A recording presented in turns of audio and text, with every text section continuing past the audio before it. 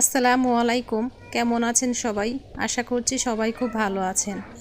আল্লাহর অশেষ রহমতে আলহামদুলিল্লাহ আমরাও খুব ভালো আছি। তো দুপুরবেলা রান্না করব। আজকে সকাল থেকে কিন্তু ভিডিওটা স্টার্ট করিনি, দুপুর হয়ে গেছে এখন। রান্না করব দুপুরবেলা। তো এখানে কয়েকটা পুঁই শাক হয়েছিল, মানে এক এক সাইডে হয়েছিল আর কি। তো আমি সবগুলা মানে পুঁই শাক মানে কেটে নিব আর কি। এইখানে কয়েকটা হয়েছে, ছোটো আগা হয়েছে আর কি, আর ওইখানে কয়েকটা পুঁই শাক হয়েছে। তো এইভাবে কিন্তু সবগুলো পুঁই শাক আমি আস্তে আস্তে মানে কেটে নিব। তো এইখানে আবার কিছু ছিল, তো এইখান থেকে কিছু কেটে নিব। আর এইভাবে টাটকা যে পুঁই শাকটা আছে আর কি, এই পুঁই শাকগুলো কিন্তু কোনো সার বা ফরমালিন, মানে ফরমালিন না, মানে যে সারটার কোনো কিছু দেওয়া হয়নি। তো মাশাআল্লাহ অনেক সুন্দর হয়েছে। তো এই যে এইগুলা সব কিছু আমি সুন্দর করে একসাথে মানে সব কেটে নিব শাকগুলা, তারপরে দুপুরবেলা রান্না করব।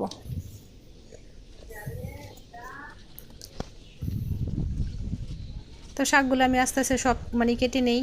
মানে অনেক সময় লাগছে, মানে সময় লাগছে আর কি কাটতে, কারণ এক একটা তো এক এক সাইডে হয়েছিল। তো এইখানে কয়েকটা মানে আমি বুনছিলাম, লাগাইছিলাম গাছ, তো এইখানেও কয়েকটা হয়েছিল। তো অনেকগুলো লাগাইছিলাম, সবগুলো গাছ একদম মজে গেছে আর কি। তারপরে কয়েকটা ছিল, এইখান থেকে এইগুলো আমি কেটে নিলাম। কেটে তারপরে এখান থেকে ভালো করে ধুয়ে পরিষ্কার করে নিব। মানে আগে পরিষ্কার করে ধুয়ে নিব, যদি কোনো ময়লা থাকে আর কি ধুয়ে নিব। তারপরে কাটার পরে কিন্তু আমি আবার ধুবো, দিয়ে তারপরে রান্না করব। তো এইখানে আমি রান্না করে চলে আসলাম, রান্না করতে, দুপুরে রান্না করার জন্য। তো এইখানে আমি পুঁই শাকটা রান্না করলাম, কাঁঠালের বিচি দিয়ে শুটকি দিয়ে রান্না করলাম। তো শুটকি দিয়ে পুঁই শাক রান্না করতে কিন্তু অনেক মানে খেতে কিন্তু অনেক ভালো লাগে আর কি। আমার কাছে অনেক মজা লাগে, মানে শুটকি তরকারিটা আমার কাছে অনেক ভালো লাগে খেতে। তো এই জন্য আমি শুটকি দিয়ে রান্না করলাম, আর যেহেতু অল্প পুঁই শাক। আর এইখানে আমি যে বাই মাছ নিয়ে আসছিলো আগে, ওই বাই মাছটা আমি পরিষ্কার মানে কাইটা পরিষ্কার করে নিয়েছিলাম, নিয়ে এসে অনেক ফ্রিজে রেখে এগুলো নিয়ে আসছি রান্না করার জন্য। তো এই বাই মাছটা আমি রান্না করব আলু দিয়ে। আলু দিয়ে আমি একটু মানে ঝোল ঝোল করে রান্না করব। তো বাচ্চারা যেহেতু আলুটা অনেক পছন্দ করে, সেহেতু আমি কিন্তু আলু দিয়েই রান্নাটা করব। আর এই তো মাছগুলা কিন্তু একদম আমি সব সুন্দর করে ভেজে নিব, পুরো একদম লাল লাল করে ভাজবো না, একদম হালকা হালকা করে একটু মানে ভেজে নিব, যাতে উপরের একটুখানি মানে কালারটা হয়। এভাবে এই মাছগুলো আমি সুন্দর করে ভেজে নিব।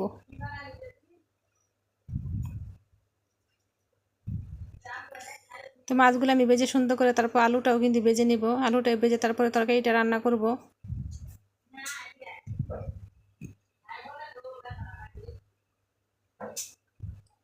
এই তো আমি মাছটা রান্না করার জন্য আলুটা এইভাবে কেটে নিয়েছি। আমি চিকন করে পড়লাম না, এইভাবে নিলাম আজকে, কারণ অন্য সময় তো অন্য মানে চিকন করে পলে ভুনা করি। আজকে এইভাবেই তরকারিটা রান্না করব।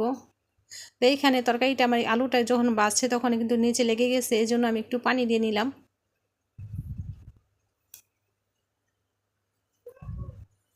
তো আমার ভিডিওটা যদি কারো কাছে একটুখানি ভালো লেগে থাকে, তাহলে লাইক করবেন, শেয়ার করবেন এবং কমেন্ট করে জানাবেন আর কি কেমন হয়েছে। তো আমি তরকারির একটু আলুটা ভালো করে সুন্দর করে কষিয়ে তারপরে ঝোলটা দিয়ে দেব।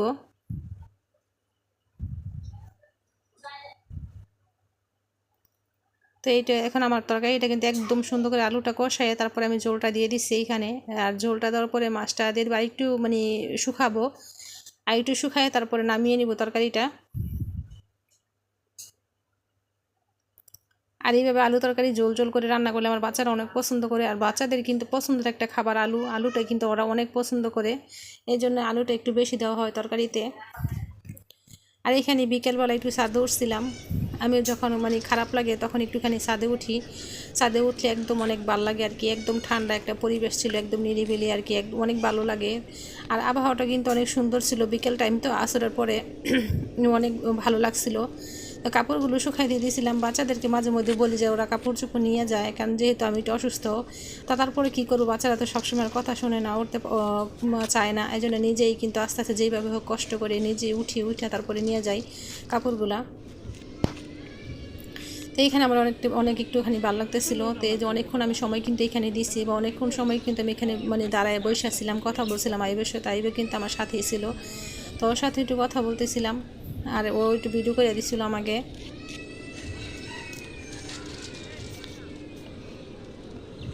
সন্ধ্যা হয়ে যাবে, আধা ঘন্টার মধ্যে কিন্তু সন্ধ্যা হয়ে যাবে। আর এখানে দেখেন আমি কিছু গাছ লাগাইছিলাম পুঁই শাক, তো ছাদে কিন্তু তেমন একটা গাছ ভালো হয় নাই, মানে লাগাইছিলাম, পানি দিতে পারি না, উঠা কিন্তু পানিটা দিতে অনেক কষ্ট হয়, এই জন্য আলসামিও লাগে উঠতে, এই জন্য আর তেমন একটা পানি দেওয়া হয় না। তো কয়েকদিন বৃষ্টি হয়েছিল, তো বৃষ্টির কারণে একটু গাছগুলা আগাগুলো একটু সুন্দর হয়েছিল।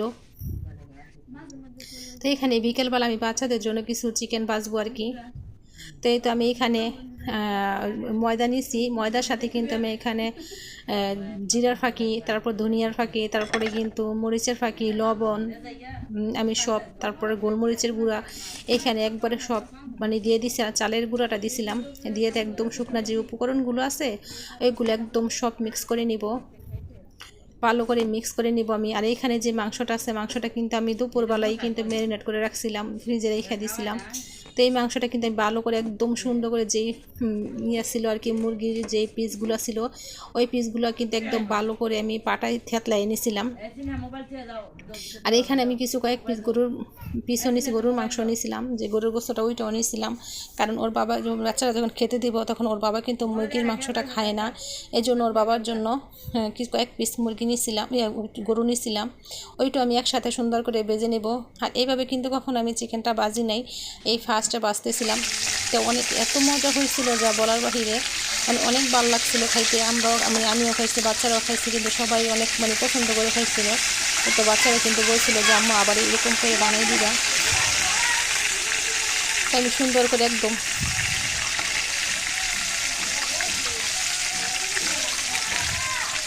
চিকেনগুলো সুন্দর করে ভেজে নিব এক এক করে।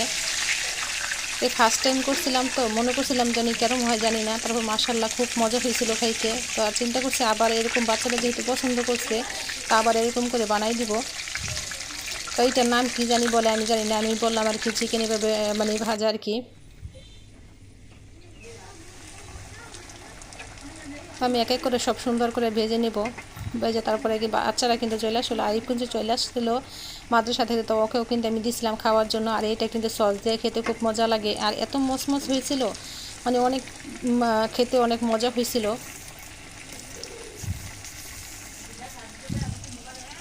এইখানে আমি দুইটা বাছিলাম, এইখানে দুইটা বাজার পরে কিন্তু এইখান থেকে তারপর আরিফকে আমি বলছিলাম যে খাওয়ার জন্য নিয়ে যাওয়ার জন্য, তো এইখান থেকে সে একটা কিন্তু আবার নিয়ে গেছিলো।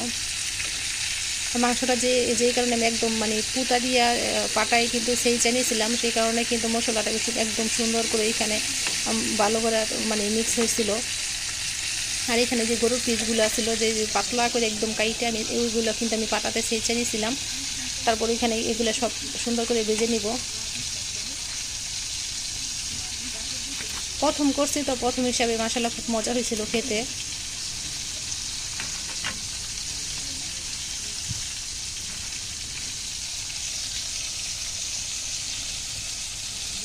দেখতেও কিন্তু খুব সুন্দর হয়েছে, খেতেও কিন্তু অনেক মজা হয়েছে মাশাআল্লাহ। তো আমার চ্যানেলটা একটু সাবস্ক্রাইব করে